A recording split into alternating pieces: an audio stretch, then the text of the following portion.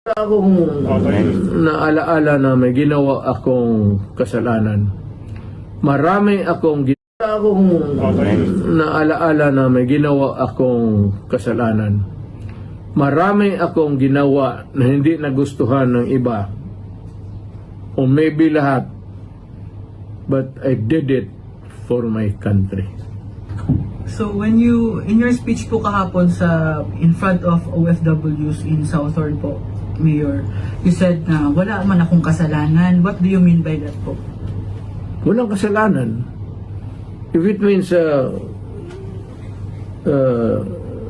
you have done something wrong, kasi kasalanan, masama man talaga. Wala akong naalaala na may ginawa akong kasalanan. Marami akong ginawa na hindi nagustuhan ng iba. O maybe lahat. But I did it for my country. Hindi ako yumaman, wala akong nakuha, pobre pa rin ako, and wala kayo nakita na nagdagdag na isang nipahat sa bahay ko. Wala kayong nakita na bagong kotse, wala kayo nakita mo ito, katagal na itong panalangin ng apo ko. Took me so long at night. Kasi ayaw ko rin na gumastos yung mahirap rin yung hindi naman hindi kami pinagbigyan ng swerte sa buhay ng pamilya ko. Pati mga anak ko financially hindi that pretty hard up, but we cannot afford the extra things in life.